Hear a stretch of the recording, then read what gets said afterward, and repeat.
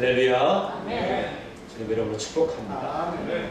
오늘 3월 둘째 주를 맞이해서 담대함은 어디에서 오는가? 라고 하는 말씀의 제목으로 저와 여러분이 함께 은혜를 나누고자 합니다. 여러분은 어느 누구 앞에서도 나는 믿음의 사람입니다, 이렇게 담대하게 당당하게 이야기할 수 있습니까? 아멘. 아멘. 아멘 소리가 별로 약하신 것 같아요. 상황에 따라 다릅니다. 이런 분들이 있는 것 같은데 다시 한번 제가 묻습니다. 여러분은 어떤 상황에서도 담대하게 내가 예수 믿는 사람이고 믿음의 사람이다라고 당당하게 이야기할 수 있습니까? 아멘. 아멘. 우리는 믿음의 사람입니다. 아멘. 믿음의 대상이 분명하고 그분 안에서 생명이 있음을 내가 믿고 그분으로 인해서 내가 나음을 입은 사람이라는 것을 분명하게 드러낼 수 있어야 됩니다. 그게 예수 그리스도의 사람인 것입니다. 오늘 본문의 말씀을 통해서 우리는 이 베드로와 요한, 이 사도들의 담대함을 우리는 추적할 것입니다. 그들의 모습을 보면서 우리가 어떤 상황에서도 의연하게 나의 믿음의 고백을 드러내고 나의 정체성을 분명히 할 수 있는 그런 믿음의 사람을 굳게 서는 그런 신실한 주님의 자녀들이 되시기를 간절히 바랍니다. 아멘. 사도행전 3장에 나타나는 그 사도의 첫 번째 기적의 역사, 안준뱅이가 일어서게 되고 서서 걸으면서 뛰면서 하나님을 찬송하는 일로 인해서 많은 사람들이 모여들게 되었습니다. 그런데 이러한 일은 정말 아무도 상상할 수 없었던 그런 일이었지요. 누구 하나도 정말 예측할 수 없었던 그런 일이었습니다. 더군다나 이런 일을 주님이 행하신 것이 아니라 사도가 행한 일로 인해서 얼마나 그 당시에 엄청난 이슈가 되는 사건이었는지 모릅니다. 오늘날로 말하면 방송국에 속보 이렇게 나오잖아요. 속보. 그 당시 그 사건을 통해서 많은 사람들에게 관심이 집중되었고 조명되었다는 사실입니다. 최근에 여러분 자신에게 눈이 번쩍 뜨이는 그런 핫 이슈가 되는 사건이나 뉴스는 뭐였습니까? 저는 지난 한 주간 동안에 감기를 인해서 아주 고생을 했습니다. 저는 대부분 오는 통로가 똑같아요. 코로 와서 목으로 갑니다. 그게 이유가 있어요. 여러분은 잘 못 느끼시겠지만 이 재단에 딱 올라와 있으면요, 이 오풍기가 여러분의 모든 숨소리나 여러분이 움직일 때마다 일어나는 먼지들이 다 여기로 올라와요. 그걸 제가 다 여러분들을 대신해서 제가 주님의 심정으로 제가 다 마시는 거예요. 그러니까 이게 너무 벅차가지고 때로는 이게 코가 막히기도 하고 목이 칼칼하기도 합니다. 저는 감기가 걸리면 다른 데는 안 오고 코하고 목에 많아요. 근데 제가 코하고 목 감기가 오니까 제가 감기로 아주 힘들어 하니까 우리 성도님들도 덩달아서 이제 감기가 오시고 아주 독감이 오신 분들이 많으시더라고요. 이게 목회자가 건강해야 되겠구나, 그런 생각을 했습니다. 목회자가 건강한가요? 우리 성도님들도 건강하십니까? 우리 성도님들이 뭔가 문제가 있는 거는 목회자가 문제가 있는 거예요. 그래서 건강 관리 잘해야 돼요. 지난주에 제가 한 이슈였습니다. 성도님들을 위해서 내가 건강해야 돼요. 그러니까 여러분들은 누구를 위해서 기도해야 돼요? 저를 위해서 기도해 주셔야 돼요. 제가 건강해야 여러분들도 건강해지고. 그렇습니다. 오늘 이 성전 미문 앞에서 일어났던 이 안진뱅이가 일어서게 되는 이 놀라운 기적으로 인해서 많은 사람들이 모였다고 그랬죠. 그래서 이 베드로와 요한을 주목해서 보는 겁니다. 야, 이 사람들이 정말 신령한 사람들이다. 어떻게 날 때부터 안진뱅이였던 사람이 이렇게 서올 수가 있겠는가. 이 보통 신통한 사람이 아니고 어떤 신적인 역사가 있다라고 하는 것으로 이상하게 보는 거예요. 그랬을 때 베드로는 그 상황을 딱 보고 뭐라고 했습니까? 우리에게 어떤 경건이나 능력이 있어서 그런 것이 아니다. 우리는 예수의 이름으로, 예수 그리스도의 능력으로 행한 것이지 우리의 힘으로 한 것이 아니다 라고 하면서 예수 그리스도를 드러내는 겁니다. 그랬을 때 많은 사람들이 예수님의 그 이름의 능력을 힘입어서 그 예수님을 믿게 되는 역사가 일어나게 되었다는 사실입니다. 근데 이 사실로 인해서 두 부류의 사람들이 딱 구별되게 되었습니다. 바로 사도 베드로와 요한, 이 사람과 또 오늘 등장하게 되는 제사장과 성전 맡은 자들, 사두개인들, 요 부류들이 나뉘어지게 됐다는 사실입니다.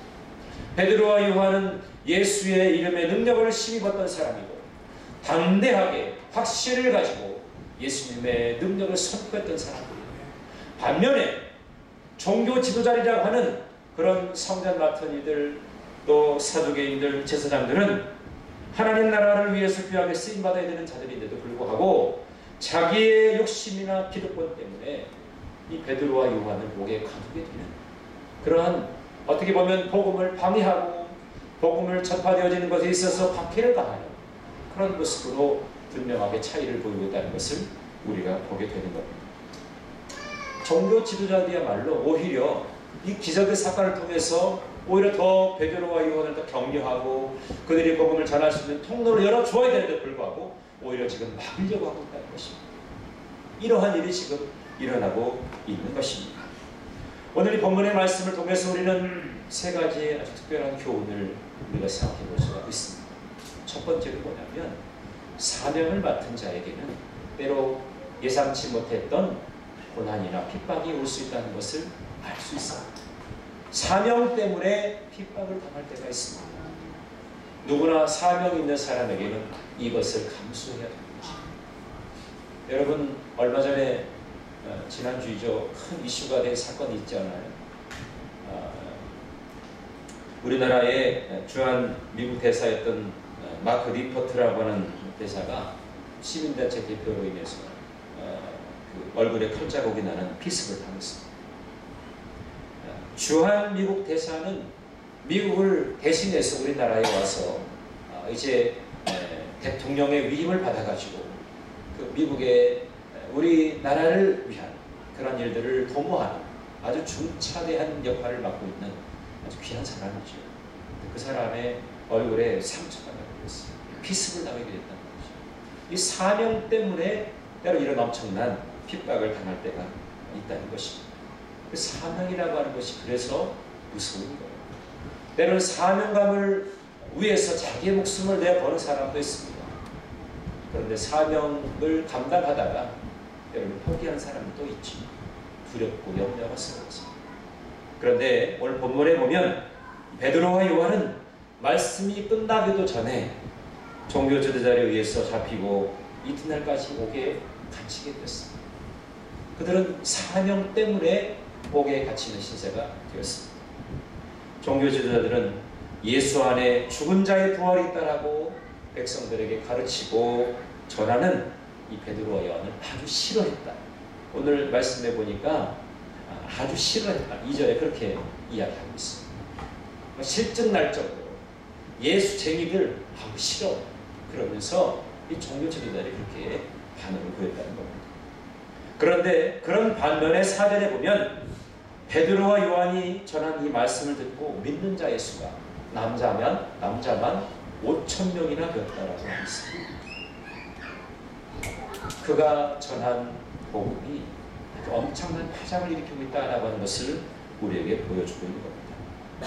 여러분, 어찌 보면 복음이 전파되어지는 것을 격려하고 치하해야 될 사람들이 엉뚱하게 방해를 하고 있지만 그것으로 인해서 복음의 영향력은 줄어들거나 주눅들지 아니하고 오히려 더 많은 사람들에게 거룩한 영향력을 미치고 있다는 것을 우리가 알 수 있어요. 그러니까 사명의 사람이 비록 고난당하고 아픔을 겪고 있다 할지라도 오히려 감사하고 기뻐할 것은 그 일로 인해서 더 많은 이들이 사랑을 받게 되고 은혜를 입게 되고 더 주님과의 깊은 교통의 관계가 이루어질 수 있는 계기가 되기 때문에 오히려 더 귀한 일인 줄로 믿습니다. 저도 이번에 주한 미국 대사가 누군지 몰랐어요. 근데 이 일을 통해 가지고 저분이 주한 미국 대사구나 그걸 알았고 또 전 국민적으로 이 대사에 대해서 얼마나 많이 관심을 갖게 되는 계기가 되는지 오늘 제가 인터넷 신문을 보니까 어떤 그 연대 출신이신 실수대 되신 노인분이 그 병원에다가 그 영양탕 개고기를 갖다 주고 미역국을 끓여줬다는 거예요. 그 병원 뭐 내규상 그렇게 잘해줄 수는 없었지만 그 마음이 그렇다는 거죠. 그래서 우리나라 사람들이 참 정이, 또 그분이 얼마나 우리나라에 또 동화가 돼서 우리나라 사람인 것처럼 이렇게 아주 자연스럽게 하려고 얼마나 많이 관심을 가지고 또 그렇게 지냈지. 아주 급속도로 아주 인기가 쫙 올라가게 됐어요. 사명 때문에 때로는 고통당하지만 결국에는 우리가 그 사명을 끝까지 붙들 때에 하나님께서 우리를 높여주신다는 사실이죠. 비록 내가 고난당하는 현장도 있어요. 아픔을 겪어야 되는 그런 상황도 있습니다. 그러나 그것이 나를 주눅들게 하거나 그것을 위해서 내가 내 입장이나 내 역할을 감당하지 못하게 하지 못한다는 것이죠. 혹시 여러분 그런 경우가 있습니까? 가정 안에서 신앙 때문에 핍박을 당하는 경우가 있을 거예요. 예수 믿는다는 것 때문에, 내가 신앙생활 한다는 것 때문에 가정과 때로는 불화가 있을 수도 있어요. 또 나를 아주 못살게, 아주 힘들게, 버겁게 하는 그런 일도 있을 수 있습니다. 시댁이나 친정 때문에 그런 일로 인해서 어려움 겪을 때가 얼마나 많이 있습니다. 그러나 그러한 핍박이나 때로는 고난 가운데서도 꿋꿋하게 나의 믿음을 지키면 지금 당하는 이 고난은 앞으로 장차 우리가 받을 영광에는 좋게 피할 것이 아니라는 것입니다. 그래서 사도 바울은 로마서 8장 18절에 이런 말씀을 주셨습니다. 현재의 고난은 장차 우리에게 나타날 영광과 좋게 비교할 수 없도다. 이렇게 말씀하고 있어요. 지금 당장은 내가 고난당하는 것 같지만 장차 내가 입게 될 그 영광과는 좋게 비할 수가 없다. 그렇게 말씀하고 있어요. 여러분, 가만히 보면 이단주의자들 보면요, 그 거짓된 것 가지고도 목숨을 거는 사람들이 있어요. 가지고 거짓하는 사람들 있잖아요. 잘못되고 거짓인데도 불구하고 그것에 대해서 목숨 거는 사람도 있어요. 근데 우리는 정말 진짜를 가지고도 목숨을 걸지 못합니다. 불안해하고 두려워해요. 내가 신앙인이라고 하는 것에 대해서 자신있게 이야기하거나 표현하기를 두려워하는 사람들도 있어요. 이게 얼마나 모순된 일입니까? 쉽게 말하면 나는 짝퉁을 가지고 있어요. 그런데 짝퉁인데도 대단한 것이라고 자부하는 사람도 있단 말이에요. 그런데 내가 진품을 가지고 있으면서도요, 그 진품의 가치를 온전하게 나타내지 못하는 것이 우리의 모습은 아닐까라고 하는 걸 우리가 생각해 봐야 된다는 겁니다. 베드로와 요한의 모습을 보십시오. 그들은 말씀을 다 마치지 못한 상황인데도 불구하고 복음을 듣고 믿음이 생긴 사람이 5,000명이나 되었다는 것입니다. 남자의 수만 그렇게 되었다는 거예요. 얼마나 놀라운 일입니까? 이것이 무엇으로 인해 가능한 거예요? 복음의 능력입니다. 예수 그리스도의 그 이름의 능력이라는 것이죠. 그것을 통해서 우리가 이 능력을 힘입을 수가 있습니다. 여러분, 예전에 우리나라의 선교 초기에 복음을 접하고 목회를 하면서 자신의 몸을 내어 던지면서 순교에 피를 뿌렸던 그 순교자들이 많잖아요. 주기철 목사님 같은 분들 대표적이죠. 일제에 항거하면서 복음을 끝까지 지키고 교회를 지켰던 그런 목사님들이 우리에게 큰 감동을 주는 것은 뭡니까? 그분들은 사명이 있었습니다. 끝까지 사명을 붙들면서 복음을 붙들었기 때문에 그 당시에는 고난을 당하고 순교를 당하였지만 영원히 우리의 삶 속에는 그분들의 그 순교의 피가 흐르고 있다는 겁니다. 그 순교의 피로 인해서 오늘날 우리의 교회들이 세워지게 된 줄 믿습니다. 만약에 그분들이 자기 신앙을 팔아버렸다, 아마도 우리나라 전국 방방 곳곳에 교회가 세워지는 일에 있어서는 상당히 무뎌졌습니다. 그분들의 공로와 숨은 헌신과 수고가 있었기 때문에 오늘의 우리가 기쁨으로 예배할 수 있는 이 성전에서 함께 예배하게 된 줄로 믿습니다. 여러분, 때로 여러분이 어떠한 고난을 당할지 모르겠습니다. 말 못한 사연을 가지고 아픔이 있다 할지라도 꿋꿋하게 여러분의 믿음을 지키시기 바랍니다. 예수 그리스도면 충분합니다. 아멘. 그분이 여러분들을 대변할 것입니다. 아멘. 그분의 이름으로 우리는 일어설 수 있습니다. 아멘. 그분의 이름으로 우리는 나의 육신의 연약함과 영혼의 고단함이 해결되는 줄로 믿습니다. 아멘. 베드로와 요한은 그것을 알았습니다. 비록 지금 내가 현실적으로 어려움을 당하는 상황이지만 이 가운데서도 영광의 나를 보여주시는 주님을 붙들었기 때문에 아멘. 그들의 두려움은 모두 사라지게 됐다는 사실입니다. 아멘. 여러분, 베드로를 보십시오. 얼마 전만 해도요, 예수님께서 십자가를 지실 때 그 고난의 현장에 있을 때 어린 계집아이가 저 사람 예수 믿는 사람과 같이 예수님과 함께 있었던 사람 아니야? 라고 물어봤을 때 나는 절대로 그분과 상관이 없다고 3번이나 부인했던 사람이었어요. 그런 베드로가 달라졌어요. 우리 아이가 달라졌어요. 우리 베드로가 달라졌어요. 무엇으로 달라졌습니까? 성령께서 그 마음에 감화 주시고 성령의 놀라운 충만함을 통해서 이제 베드로는 예수님의 이름의 그 능력이 자신의 삶 속에서도 드러나고 있다는 사실을 믿으니까, 확신을 갖게 되어지니까 담대함이 생깁니다. 담대함이 어디에서 옵니까? 성령의 충만함에서 오게 되는 줄로 믿습니다. 주님께서 보여주신 능력의 말씀이 내 삶 속에서 실현되어지니까 그것을 통해서 분명하게 확신 있게 자신에게 다가오게 되었다는 사실이에요. 여러분, 내가 가지고 있는 이 사명 때문에 때로는 핍박을 당할 때도 있고 고난당할 때도 있지만 두려워하지 마시라. 그것은 앞으로 여러분이 영광을 드러내게 될 그 일에 관해서 그것보다는 좋게 비교할 수 없는 일이라는 것을 여러분 기억하게 되시기 바랍니다. 두 번째로 우리가 보아야 될 것은 이 종교 지도자들을 주목해 볼 필요가 있습니다. 종교 지도자들이 왜 베드로와 요한을 미워했을까? 옥에 가두고 그에게 신문할 정도로 왜 하나님의 종이라고 하는 사람들이 왜 베드로와 요한을 이렇게 옥에 가두는 그런 일을 하게 되었는가?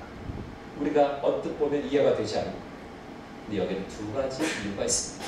하나는 뭐냐면 자기들이 죽인 예수님이 살아있다고 하는, 살아나셨다고 하는 이 복음을 베드로와 요한이 전했기 때문에 자기들은 예수님을 죽음의 자리를 모르는 사람들이잖아요. 그런데 베드로가 전한 것은 그분이 살아나셨다. 그러니까 자기네들이 얼마나 우스운 존재가 되냔 말이에요.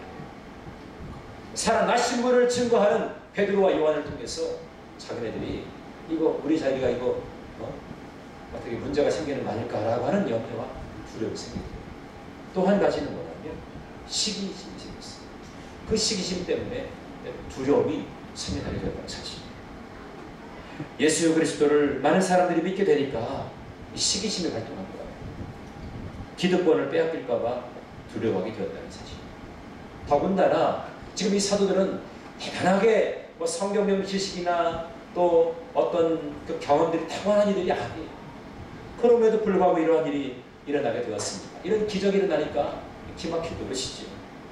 그래서 기적의 통로인 베드로와 요한을 핍박하고 본인들이 우위에 있음을 보여주고 싶었던 것입니다.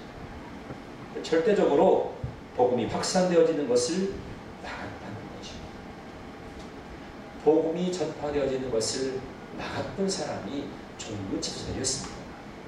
어떤 로마의 군인이나 로마의 어떤 정치인들이 아니었습니다. 종교 지도자들이 복음이 전파되어지는 것을 막았다는 것이에요. 우리가 이것을 보면서 우리가 생각해 봐야 될 필요가 있습니다. 신앙생활을 오래 한 우리가 주님의 일을 방해하는 핍박의 통로로 쓰임받고 있잖아요. 축복의 통로가 되어야 되는데 핍박의 통로가 되고 있지는 않은가? 이것을 생각해 봐야 되겠다는 거예요. 성령님이 변화시키려고 해도요, 내가 변화를 거부하는 거예요. 성령께서 오셔서 우리로 하여금 변화를 촉구하게 하시는데 나는 거부합니다. 나 자신만을 지키려고 애쓰는 사람, 교회가 어찌 됐든지 간에 나의 기득권이 더 중요한 거예요. 그 공동체를 위해서 내가 존재하는 것이 아니라 나의 존재를 위해서 공동체가 존재하는 것이 아니라, 이런 사람들은 이상하게도 시기심이 많아요. 주인의식은 강하지만 남을 늘 비판하는 것을 좋아합니다. 이게 성령받지 못한 증거라고 합니다. 여러분, 성령이 내 안에 충만하게 되면 그분이 역사하시고 일하세요. 그러니까 분열을 도모하는 것이 아니라, 흩어지는 것을 도모하는 것이 아니라 하나가 되게 하는 거예요. 성령께서 하시는 역할이 뭡니까? 하나 되게 하는 것입니다. 우리가 늘 깨어서 정신 차려야 되는 것은 사탄은 사람들을 이용하는 겁니다. 오히려 믿는 사람을 이용해서 믿는 사람이 넘어지도록 하는 것이 사단의 전략입니다. 오늘 여러분은 성령의 사람입니까? 아니면 사단의 사주를 받아가지고 그 일을 함께 범호하는 자입니까? 여러분의 정체성을 분명히 하시기 바랍니다. 교회를 세우는 일에, 성도가 연합하는 일에, 공동체가 하나가 되는 일을 위해서 힘쓰는 사람이 교회할 줄로 믿습니다. 오늘 여러분, 이 종교 지도자들을 통해서 우리가 배울 수 있는 것은 뭐냐면 이들과 같은 그런 행태를 보여서는 안 된다는 거죠. 교회에서 누가 봉사하는 것이 참 아름답게 보이거든 격려하고 축복해 주세요.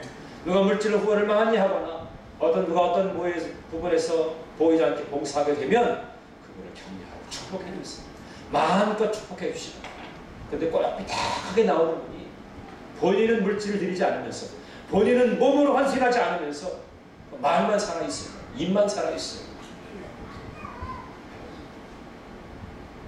입만 살아있으면 내 가슴이 움직여야 돼. 내 가슴 속에서 성령이 내 안에 임하심으로 나에게 주시는 그런 격려의 말, 축복의 말을 할 수 있는 사람이 되어야 됩니다. 그래서 비록 나는 감당할 수 없는 일을 할지라도 누군가 그 일을 하게 되면 오히려 격려하고 축복해 주면서 당신들 인해서 우리 교회가 새로워지고 있습니다. 정말 축복합니다. 존경합니다. 얼마나 귀한 일이에요. 돈 안 들이고 내가 그 사람의 마음을 얻을 수 있는 것들이 얼마나 많은지. 그런데 우리는 삐딱하게 다른 것을 하고 있어요. 그게 시기심이라는 거예요. 시기심. 다른 사람이 잘 이어져서 모든 사람에게 존경받는 것을 그렇게 싫어합니다. 바나바가 초대교회에 어땠습니까? 자기 사람 팔아가지고 주 앞에 내놨어. 그러니까 많은 사도들이 많은 사람들에게 존경받잖아요. 그러니까 이렇게 보다가 야 저렇게 하니까 사람들에게 칭찬받고 존경받는 아나니아 삽비라가 자기네들도 팔았습니다. 그래 다 내놓기에는 이게 아까운 거. 그러니까 야, 적당히 내놓고 우리 좀 생색 좀 내자. 그러다 결국에는 어땠습니까? 죽음을 면치 못했습니다. 시기심은 결코 하나님께 하늘이 예비한 복을 받는 인생이 아니라 자신들의 영혼이 파괴되는 것입니다. 자기들의 영혼이 파괴되는 거예요. 영혼만 파괴됩니까? 자기의 육신의 생명까지도 파괴되는 거예요. 우리 그것을 못했습니다. 그래서 시기심이 이렇게 무서운 거예요. 나의 파멸을 만드는 것이 바로 시기심이에요. 성령이 내 안에 자리하게 되면 이 시기심에서 잘 이룰 수가 있어요.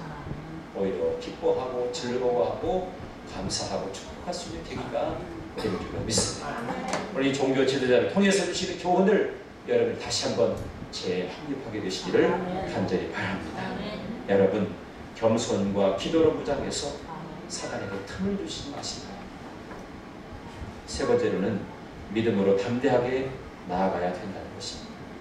법정 앞에 섰을 때 베드로와 요한에게 종교 지도자들이 뭐라고 질문합니까? 너희가 무슨 권세와 누구의 이름으로 이 일을 행하였느냐? 너희들이 어떤 일로 인해 가지고 이 일을 행하느냐? 그렇게 얘기하고 베드로는 세 가지를 말합니다. 9절에 보니까 안전병에게 행한 이 일이 착한 일을 행한 것이 아니냐. 그리고 10절에 보니까 너희가 죽인 예수 그리스도의 이름으로 이 사람이 건강하게 되어서 너희 앞에 서 있는 것을 너희는 보지 않는다 라고 한 거죠. 그리고 마지막에 12절에 보니까 예수 그리스도의 이름만이 우리에게 구원을 주시는 이름이다. 아멘. 이것을 선포하고 여러분 베드로나 요한이 어떤 특별한 신적인 능력이 있어서 그럴까요?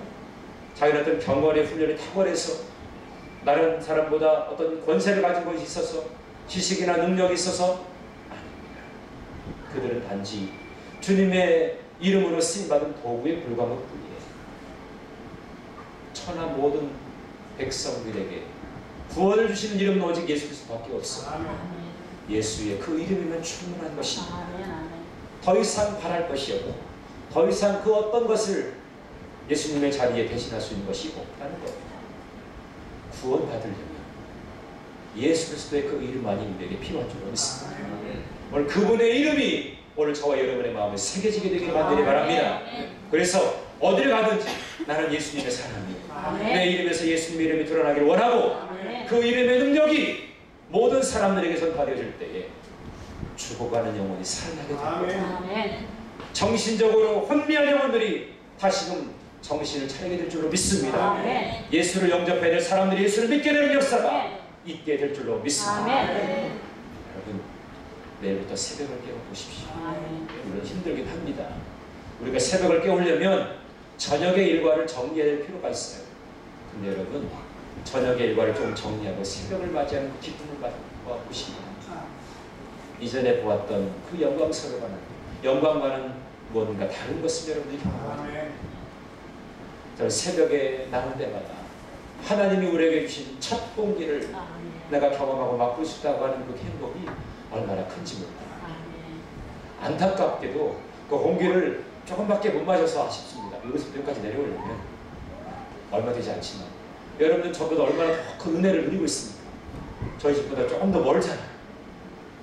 좀 멀은 데부터 그 하나님이 새벽에 공급하시는 그 공기를 마시면서 이렇게 주의 전에 나올 때 하나님 얼마나 여러분에게 감동을 주시겠어요.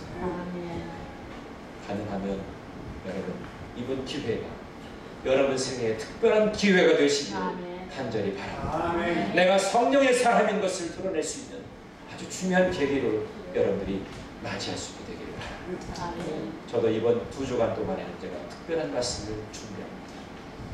저와 여러분이 말씀 안에서 만나고 말씀을 붙들고서 내가 성령의 사람인 것을 또 내가 믿음으로 주님 앞에 담대히 나가야 될 것을 고백하는 그런 계기가 되기를 간절히 바랍니다.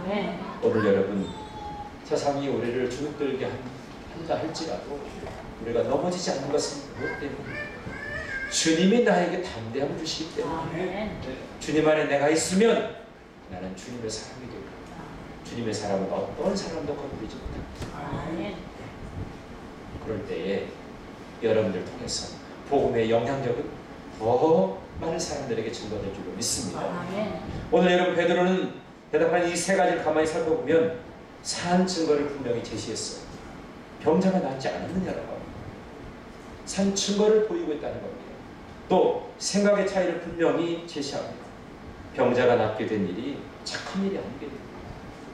자기의 체면과 자리에 급급했던 종교 지도자들과는 전혀 다른 구원에 초점을 맞추고 있는 일이 바로 베드로와 요한이었습니다. 그리고 마지막에 예수 그리스도의 이름을 분명하게 제시합니다. 예수님의 이름을 증거하고 있는 것이죠. 종교 지도자들은 마치 건축가가 버린 돌처럼 그 돌을 버려버렸지만 구원으로 이끄시는 주님을 맞이한 그분의 이름의 능력을 가지고 있었던 베드로와 요한은 오히려 그것을 통해서 건축자의 버린 돌, 이제는 그 집의 머릿돌로 모퉁이 돌로 새롭게 변화되어지고 쓸모없는 돌이 아니라 가장 필요로 하는 돌로 바뀌어지게 되는 것을 고백하고 있는 것입니다. 믿습니다. 집 모퉁이의 머릿돌, 오늘 이 머릿돌을 이야기하지 않습니다. 요즘엔 그런 것이 별로 없는데 성전을 짓게 되면 항상 이렇게 머릿돌을 이렇게 만들어 놓은 거 혹시 기억나십니까? 저도 예전에 어릴 때 교회 보면 항상 교회에 머릿돌이 있어요.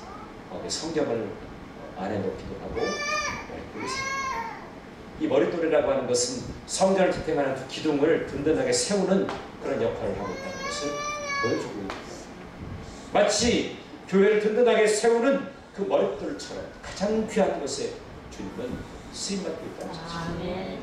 그런데 종교 지도자들은 건축자가 버린 돌처럼 그렇게 버려지게 되었다는 사실입니다. 오늘 여러분 주님의 놀라운 능력의 이름이 오늘 저와 여러분의 삶 속에 드러나게 되기를 간절히 바랍니다. 여러분의 삶 속에서 그의 이름으로 승리하게 되어진 그런 간증들이 많아지게 되기를 간절히 바랍니다. 이것은 우리가 말씀을 함께 나누면서 또 기도하면서 찬양을 하면서 매